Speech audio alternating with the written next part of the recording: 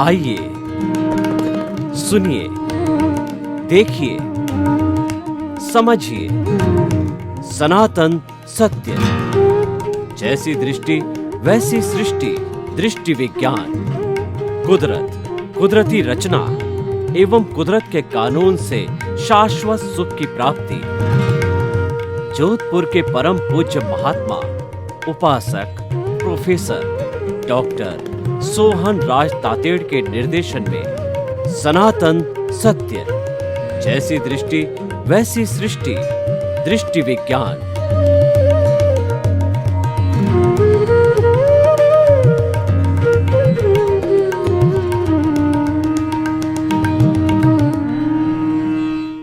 भाइयों और बहनों, मातृशक्ति को नमन। आज का हमारा बहुत सुंदर विषय, तप में क्या तपता है। भगवान ने कहा है कि सम्यक दर्शन ज्ञान चारित्राणी मोक्ष मार्ग। मोक्ष के मुख्य 3 मार्ग भगवान ने बताए, सम्यक दर्शन, सम्यक ज्ञान, सम्यक चारित्र। और उसके साथ में एक मार्ग और जोड़ा गया, वो सम्यक तप। तो सम्यक दर्शन में श्रद्धा को सम्यक किया जाता है, श्रद्धा को टिकाऊ किया जाता है, श्रद्धा को पक्का बनाया जाता है, अविचलित बनाया जाता है कि सूरदास की काली कमरिया चढ़े न दूजो रंग। ऐसी श्रद्धा होनी चाहिए कि दूसरा उस पर रंग नहीं चढ़े। उसके बाद में सम्यक ज्ञान। जब हमने किसी पर सम्यक श्रद्धा कर दी, जिस भगवान पर, जिस गुरु पर, जिस धर्म पर, जिस सिद्धांत पर, जिस बात पर हमने सम्यक श्रद्धा की, तो उसका विस्तृत रूप से ज्ञान करना कि धर्म क्या है। धम्मो मंगल मुक्ति टंग, अहिंसा संयमो तपो। धर्म पे श्रद्धा की तो धर्म कौन सा होना चाहिए? अहिंसा, संयम और तप वाला धर्म होना चाहिए। ये इसका विस्तृत ज्ञान करना, सही दिशा में सम्यक ज्ञान। तीसरा सम्यक चारित्र। ये केवल यहाँ तक नहीं रहना चाहिए, ये जीवन में उतरना चाहिए। जीवन में उतरने का क्या अर्थ है कि आपके घुटने में पेन हो रहा है, आपके पास में पेन किलर आप हाथ में लिए बैठे हो, हाथ में लिए बैठे और घुटने को दिखा रहे हो, आपका पेन सही नहीं होगा। आपको उसको पानी में उतारना पड़ेगा। घंटे 2 घंटे के बाद में पेन किलर उन जो है कोशिकाओं के रिसेप्टर पे जाएगा। दूसरी कोशिकाएं रिसेप्टर के मुंह नहीं खोलेंगे और घुटने वाली कोशिकाएं रिसेप्टर खोल करके उसको दवा को लेके पेन को ठीक करेंगे। चौथा सम्यक तप। तप क्या है? एक संवर है। तप एक साधना है और उसकी निष्पत्ति है, वह उसका जो परिणाम है वो है निर्जरा। भगवान ने 2 तरह के धर्म बताए, एक तो एग्जाम और दूसरा उसका रिजल्ट। होता भी यही है कि हमें किसी तरह का पहले एग्ज़ाम देना होता है तो रिजल्ट उसके अनुरूप मिलता है। तो संवर हमारा एग्ज़ाम है, संवर हमारी साधना है और निर्जरा है उसका परिणाम है, रिजल्ट है। तो संवर क्या है कि तप। जितना भी तप है, तप भगवान ने 12 तरह के तप, 6 बाह्य और 6 भीतरी, ये तप बताए। ये सारे निर्जरा के तप है और जहाँ जहाँ संवर होगा वहाँ पर निश्चित तौर से निर्जरा होगी। संवर और निर्जरा अविनाभावी है, ये पूरक है एक दूसरे के कॉम्प्लीमेंट्री है, साथ साथ में ही रहते हैं। हर संवर के साथ में निर्जरा अवश्य ही होगी। वो तप के 12 भेद कौन से हैं? 6 भेद है बाहर के। अगर हम एजुकेशन से तुलना करेंगे, एक तो हमारी लाइफ होती है स्कूल तक की लाइफ, दूसरी होती है हमारी कॉलेज की लाइफ। स्कूल तक की लाइफ को समझिए कि भाई मैं रूपक के रूप में बता रहा हूँ। बाह्य तप, अनशन, उनोदरी, भिक्षाचरी, रस परित्याग, काय क्लेश और प्रतिसलीनता। अनशन का अर्थ होता है उपवास से 6 मास की तप की तपस्या। उनोदरी का होता है भूख से थोड़ा कम खाना, अनशन उनोदरी भिक्षाचरी या व्रति संक्षेप। श्रावक के लिए व्रति संक्षेप होता है कि सामने 50 खाने का आइटम पड़े हैं, 2, 4, 5, 10 जितनी उसकी त्याग की वृत्ति है, जितनी उसकी सीमा है उतने लेना। और साधु के लिए गोचरी मधुकरी, यानी गोचरी जो गाय होती कैसे चरती है कि वो अलग अलग बूठे होते हैं, उसको जड़ से कभी नहीं उखाड़ती। ऊपर ऊपर से खाया, फिर दूसरे पे गई, तीसरे पे गई, जड़ से कभी नहीं उखाड़ती, क्योंकि वो तो फिर आ जाएंगे खाएंगे, इतनी समझदार होती है गाय। मधुकरी, जो मधुकर यानी भंवरा होता है, वो अलग अलग परागकणों पे थोड़ा थोड़ा थोड़ा तो लेता है, उसको पूरे को नहीं चूसता है, डैमेज नहीं करता है। कि वो परागण पूरा समाप्त हो जाएगा तो फिर नया कहाँ से आएगा, फूल कैसे बनेगा, फल कैसे बनेगा। तो इसीलिए कितने समझदार है भौरा और गाय। साधु भी वैसा ही समझदार होता है, थोड़ा थोड़ा टुकड़ा टुकड़ा टुकड़ा कई श्रावकों से लेता है, क्योंकि उसको अपने लिए नहीं बनाना, श्रावक को कष्ट नहीं होना। तो ये वृत्ति संक्षेप, अनशन उनोदरी भिक्षाचरी और काय क्लेश का मतलब शरीर को साधना, मसल्स को साधना। मसल्स को साधने के लिए आसन होता है, प्राणायाम होता है। तो अनशन उनोदरी भिक्षाचरी और भिक्षाचरी रस और काय क्लेश और रस परित्याग, 6 तरह के रस होते हैं। दूध, दही, घी, तेल, मिठाई विगय, जिसको कढ़ाई विगय कहते हैं, और एक होती है मधु मलशहद होती है।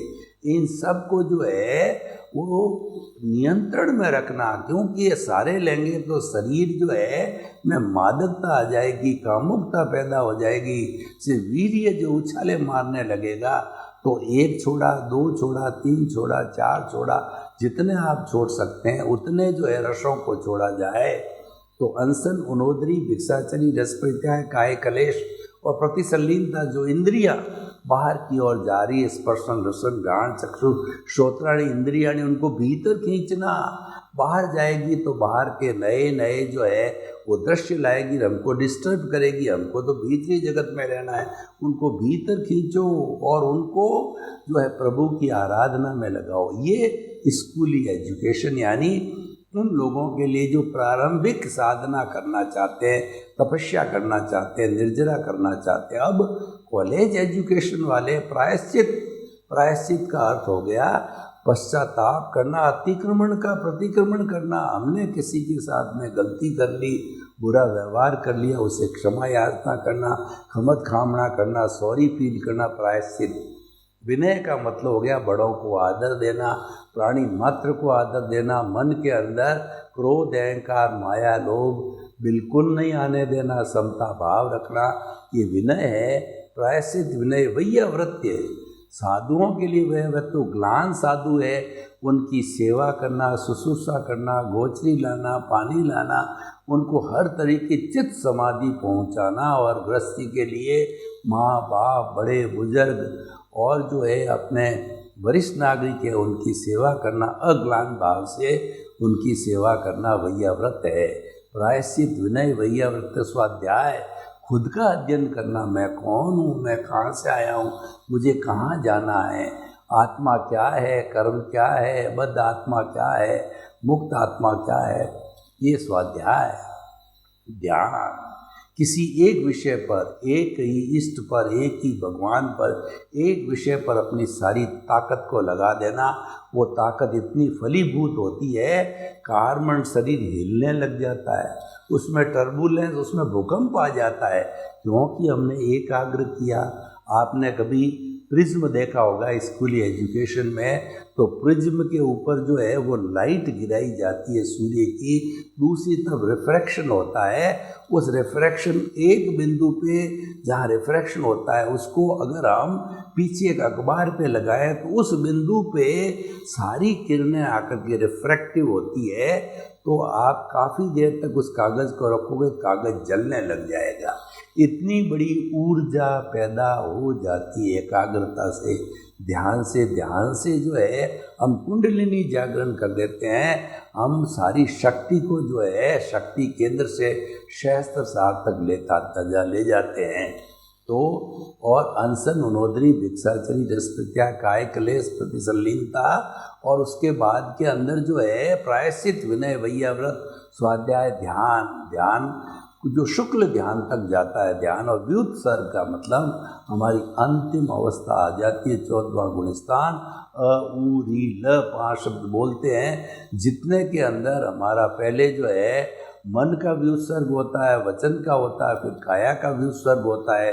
2/3 अवगाना रूप में काया का व्युत्सर्ग होकर के हमारी शुद्ध आत्मा जो है वो इस सिद्ध शिला में जाके विराजमान हो जाती है और वह परमात्मा ईश्वर बन जाती है, ब्लिस में चली जाती है और वह अनंत सुख को भोगती है। तो भाई और बहनों, ये निर्जरा के भेद, ये तप के बाहर भेद, तो अब हम आपको बताना चाहते हैं, ये हमारी पृष्ठभूमि थी। हम आपको बताना चाहते हैं कि ये जो हम सम्यक तप करते हैं, तप में तपता कौन है? सारा तप है इस शरीर के माध्यम से किया जाता है, और कहा भी जाता है शरीर माध्यम खलु धर्म साधनम। ये शरीर है धर्म की साधना के लिए किया जाता है। जो भी इन 12 तप में से हम तप करेंगे वो सारा तप एक संवर का रूप है। संवर को त्याग पचकान भी कहते हैं, और सबसे बड़ा दुनिया में संवर होता है कि प्राणी मात्र को कष्ट न देना, मन से, वचन से, काया से, करने से, कराने से, अनुमोदने से। ये सबसे बड़ा जो है तप है, ये सबसे बड़ा संवर है। तो हम बात कर रहे थे कि शरीर के माध्यम से सारी साधना होती है, और साधना का मूल जो स्रोत है वो मन है, वचन है और काया है। मन से हम प्रभु का स्मरण करते हैं, और वचन से हम प्रभु के स्मरण को बोलते हैं, जप करते हैं, और काया से हम तप करते हैं। तो जप, तप और निध्यासन प्रभु का, ये सब मन, वचन, काया के द्वारा होता है।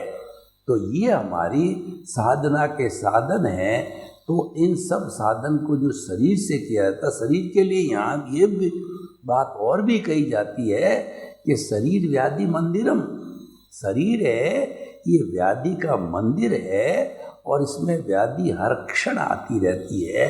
तो इस तरीके से हम जो है, अब हमें ये देखना है कि जब हम सारी साधना इससे करते हैं, इसको ताप देते हैं, क्यों? जो तप होता है तो ताप देगा ही।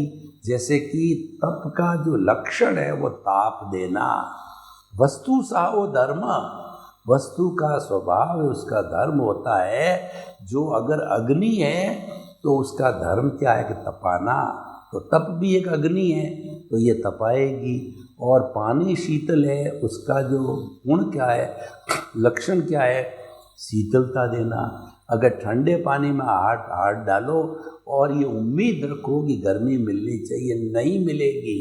अग्नि में हाथ डालो और आप जो है वो ये उम्मीद रखो कि ठंडक मिलेगी, नहीं मिलेगी। एक जो है वो नीम का पेड़ है, वो 100 गुणों से सींच लो और आप कहो कि इसकी कड़वाहट मिट जावे, कभी नहीं मिटने की, क्योंकि वस्तु के स्वभाव को धर्म कहा जाता है। तो तप का जो स्वभाव है तपाना, तो लगता है बाहर वाले को, देखो ये साधु, ये श्रावक, ये साधक कितना शरीर को कष्ट दे रहा है। 1 दिन का उपवास, 2 दिन का उपवास भी कैसा, जैन उपवास कितना कठिन है। सिवाय पानी के कुछ नहीं लेना दिन भर, और 6 महीने तक का हो तो 6 महीने तक आँच के आधार पे, पानी के आधार पे नहीं लिया जाता है तो आँच आती है। छाछ के ऊपर जो तरता है वो आँच कहलाती है, पानी जैसा ही होता है। उसके आधार पे 6 महीने की तपस्या होके क्रश हो जाता है, और लगता ये है इस व्यक्ति ने कितना कितना कष्ट दिया है।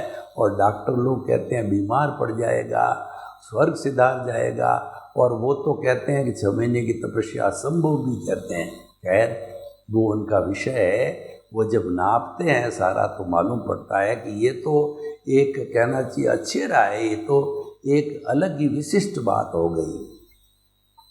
पर लोग तप करते हैं। तो अब प्रश्न ये है कि हमको दिख रहा है कि शरीर तप रहा है, तो क्या इस शरीर को तपाना हमारा लक्षण है। Here lies the point. ये हमको इस बिंदु पे गहराई से सोचना है। तो मैं आपको एक उदाहरण देता हूँ कि मेरे पास में 1 किलो दूध है। अब इस दूध में से जो है मैं पानी को अलग करना चाहता हूँ, क्योंकि दूध वाले हैं दूध में पानी डाल देते हैं।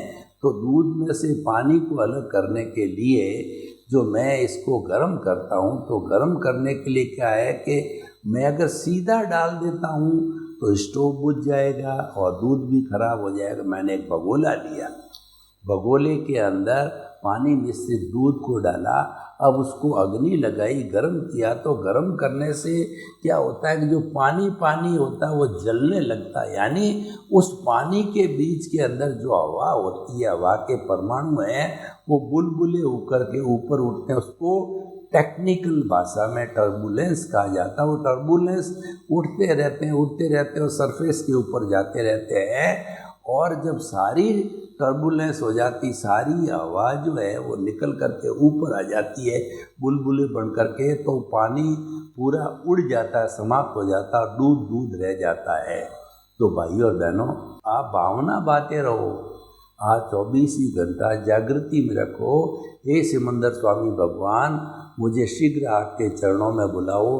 हे पांचाली गुली देवी, चंद्राणी देव देवता, हे शासन देवी देवताएं, मुझे सिमंदर स्वामी के चरणों के अंदर जाने के अंदर कोई भी तरह के विघ्न आवे उसको दूर करो, उसकी रक्षण करो। हे दादा भगवान, आप रोज उड़न खटोला लेकर के सिमंदर स्वामी के दर्शन भावी जीवों के कराने ले जाते हो, मेरा भी नंबर ले जाओ और मुझे वहाँ पर जो है वो आप दर्शन कराओ और मेरा अगला जन्म सिमंदर स्वामी के चरणों में ऐसी कृपा करो। आखिर देखिए, जो आज हम भुगतान कर रहे हैं, ये भुगतान क्या है? ये पिछले जन्म के अंदर भाव डाले थे, वो भाव कर्म है जो आज द्रव्य कर्म रूप में भुगतान दे रहे हैं। तो हमने भाव डाले थे, राज कर रहे हैं, तो आज वैसे भाव डालिए, मुक्ति के भाव डालिए, अपने स्वरूप के जो है स्वरूप को देखने के भाव डालिए। अब आप आत्म प्रदेशों में चले जाइए, आप आत्मा के साथ में निरीक्षण परीक्षण आत्मवत हो जाइए, आत्मा के साथ में घुल मिल जाइए।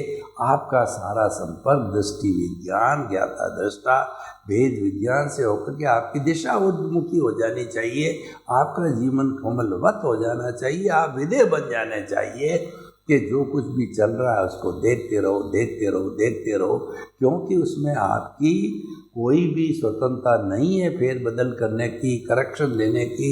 1% भी करेक्शन नहीं दे सकते। जब आप दे नहीं सकते, आपकी चलेगी नहीं, तो टांग अड़ाओगे तो क्या होगा? आपकी टांग टूटेगी तो क्यों अड़ाते हो? तो मूर्खता है। इसको चलने दो। जो हमारा उदय प्रारब्ध और हमारा जो भोग चल रहा है उसको चलने दो, उसको मात्र जानो और देखो। मात्र जानना और देखना ये दृष्टि विज्ञान है, इसको भेद विज्ञान कहते हैं और इसको रियल पुरुषार्थ कहा जाता है। ये करना चाहिए हमें, रिलेटिव पुरुषार्थ से रियल पुरुषार्थ में आ जाना चाहिए। और वैसे आ भी जाते हैं हम, क्योंकि हमको जो है ज्ञानी की कृपा से, सद्गुरु की कृपा से हमारा जो पोस्ट चेंज हो गई, हमारा स्थान चेंज हो गया। हमको कर्ता पद हमसे छीन लिया और कर्ता पद छोड़ करके हमको जो है अंतर आत्मा पद पर बिठा दिया। हमारे को स्वार्थ की चेतना से परार्थ की चेतना पर बिठा दिया। अब हम तरक्की करते रहेंगे तो हमारा उद्देश्य परमात्मा बनना अभी बने नहीं है, परंतु उसकी नींव लगा दी है ज्ञानी पुरुष ने। तो हम धीरे धीरे जो है परमात्मा बनने का कार्य करते रहेंगे और आगे से आगे बढ़ते रहेंगे। तो भाइयों और बहनों, हम आपको बताना चाहते थे कि तप के अंदर तपता कौन है? तप के अंदर तपने वाला कार्बन शरीर है। हर साधक, हर जो है श्रावक या साधु स्वयं ये जाने कि जो मैं तपस्या कर रहा हूँ, 12 तरह की कोई भी तपस्या, तो ये कष्ट तो मेरे शरीर में आएगा। 22 परिचय होते हैं साधु के, जो है सर्दी का परिचय, गर्मी का परिचय, और जो है मच्छरों का परिचय, स्त्री का परिचय, कई तरह के सत्कार का परिष्कार, तिरस्कार का परिचय। तो ऐसे परिचय 22 परिचय झेलने होते हैं, उससे शरीर को हर एक के द्वारा शरीर को कष्ट होता है। तो कष्ट होगा, क्योंकि शरीर जो है ये पूर्व जन्म के कर्म के भुगतान के लिए मिले, और जब तक हम सहन नहीं करेंगे तब तक हमारा भुगतान पूरा नहीं होगा। क्योंकि हमने भाव ऐसे डाले, किसी को कष्ट दिया है तो हमको कष्ट ही मिलेगा। हम कैसे आशा कर सकते हैं, कष्ट तो दे के आए पिछले जन्म में और इस जन्म में हमको सुख मिले, तो नहीं मिल सकता है। क्योंकि ये सृष्टि का नियम है कि कारण बिना कार्य नहीं होता है। देयर इज नो एवरीथिंग जो है वो to the every cause there is effect in at all. आपको कॉज डाले तो उसका इफेक्ट आपको मिलेगा, और ये शरीर उस इफेक्ट का ही फल होता है। तो इस तरीके से कार्बन शरीर तपता है, ये चीज ध्यान में रखनी चाहिए। और देखिए बड़ी स्पष्ट सी गणित है कि जन्म जन्मांतर से हमारा जो भीतर विराजमान शुद्ध आत्मा भगवान है, मूल स्वरूप में, द्रव्य स्वरूप में, वह तो एकदम से जो है वो मोक्षगामी है, मोक्ष भाव का है। वो अनंत ज्ञान, अनंत दर्शन, अनंत शक्ति और अनंत सुख का धाम है। वो तो स्वरूप में है ही है, लेकिन उसके साथ के अंदर मिश्र उनको जोड़ने वाला मिल गया, जिसको मिश्र चेतन कहते हैं, फेविकॉल कहते हैं। जुड़ने के कारण ये हमारा कार्बन शरीर और आत्मा दोनों जुड़ गए, तो भवांतर के अंदर हम जो है घूमते रहते हैं। देखिए मैं आपको उदाहरण देना चाहता हूँ।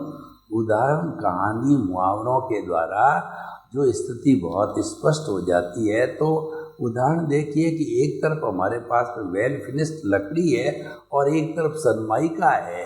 इन दोनों को हमें जोड़ना है, तो लकड़ी के ऊपर हम फेविकॉल को लगाते हैं और सनमाइका को उसके ऊपर पेस्ट करके और दबाव दे देते हैं। तो दाब से वो पेस्ट होके सारी हवा निकाल करके वो एक मेक हो जाती है, लकड़ी और सनमाइका एक मेक हो जाती है। कई वर्षों तक वो फर्नीचर रूप के अंदर रहती है। तो अब दोनों को जोड़ने वाला फेविकॉल है, वो हमारा अज्ञान है, वो हमारा राग द्वेष है, और वही हमारा कार्बन शरीर, कॉजल बॉडी, लिंग शरीर है। उसको समाप्त करना, उसकी धुलाई करना, उसको धुलना, तो आपका सारा जीवन पर्यंत अटेंशन होनी चाहिए कार्बन शरीर को धोने पर होनी चाहिए। तो देखिए कि हमारे कपड़े पे जब कोई भी काला गहरा दाग लग जाता तो हम पावरफुल डिटर्जेंट का उपयोग करते हैं, और हमारी वॉशिंग मशीन के अंदर पावरफुल डिटर्जेंट जब डाला जाता है और उसको जो घुमाया जाता है वॉशिंग मशीन को, तो सारा जो जितना भी हमारा कपड़ा है वो साफ हो जाता है। तो कहने का अर्थ होता है ये सफाई जो है उस दाग की करनी चाहिए, उसके लिए डिटर्जेंट पाउडर है। तो ठीक उसी तरीके से हमारा कर्म शरीर है वो एक दाग की तरह है, और हमारा जो डिटर्जेंट पाउडर है वो जो है तप की तरह, जो हमारा सम्यक तप है वो डिटर्जेंट पाउडर है। उस डिटर्जेंट पाउडर की मदद से कार्बन शरीर तपता है, और तप करके और धीरे धीरे दाग विलीन होता है। जैसा कार्बन शरीर समाप्त हो जाता है और कपड़ा एकदम वाइट नजर आता है, ठीक उसी तरह से हमारी आत्मा भी एकदम वाइट हो जाती है, निष्कलंक हो जाती है। वो कार्बन शरीर से समाप्त, कार्बन शरीर समाप्त जीवन का लक्ष्य होना चाहिए। तो हमेशा जो व्यक्ति साधना करते हैं, जो व्यक्ति परमानेंट सुख को चाहते हैं, उन सब को एक चीज़ विशेष तौर से ध्यान रखनी चाहिए कि मेरे को कर्म शरीर को तपाना है, और वो तप है हमारे इस शरीर के द्वारा ही जाएगा। जैसे कि दूध मिश्रित पानी को तपाने के लिए जो है वो अग्नि के द्वारा तपेगा, भगोला ही है, तो शरीर भगोला है, लेकिन तपेगा जो दूध मिश्रित पानी है उसके तपने से वो पानी पानी कर्म शरीर अलग जाएगा, दूध दूध यानी आपकी प्योर आत्मा अलग हो जाएगी, और वह ब्लिस को प्राप्त हो जाएगी, शाश्वत सुख को प्राप्त हो जाएगी। तो इसीलिए आज के विषय को बहुत गहराई से समझना चाहिए। कई बार हम भूल करने बैठ जाते हैं कि हम तो क्या है कि मन वचन काया जो है ना उसकी शुद्धि के अंदर लग जाते हैं। तो मन वचन काया की जो शुद्धि करने के लिए लगेंगे तो उसके साथ साथ में बाई प्रोडक्ट के रूप में हमको जो है वो पुण्य बंद होगा। और पुण्य कैसा होगा, वो गति में घुमाने वाला होगा, क्योंकि आपने तप का कार्य किया, अच्छा कार्य किया है, भगवान की आज्ञा का कार्य किया है, संवर का कार्य किया है, तो निश्चित तौर से जो है आपको गति अच्छी होनी चाहिए। लेकिन घुमाएगा वो मनुष्य गति के अंदर, या जो है आपकी जो देव गति में घुमाएगा, और उसमें कितना कितना लंबा समय लगेगा। मिनिमम एक देव गति को पूरा होने में मिनिमम 10,000 ईयर्स और अधिकतम 33 सागरों पम का समय लगता है। इतना समय आपको वेट करना पड़ेगा कि आप मुक्ति से दूर रहोगे। तो मुक्ति तक पहुंचने के लिए हमें दृष्टि विज्ञान, ज्ञाता दृष्टा, भेद विज्ञान, कुंडलिनी जागरण, इन सब चीज़ों का उपयोग लेना, तो वो पुण्य कैसा बनेगा जो मुक्ति में ले जाने वाला होगा। सर्वे भवन्तु सुखिनः, सर्वे सन्तु निरामया। लोक के सब जीवों को सुख मिले, शांति मिले, आनंद मिले, प्रेम मिले, सौहार्द मिले, और हम सभी वसुधैव कुटुम्बकम की पुनः स्थापना करें। आपके प्रति मंगल भाव। ओम शांति।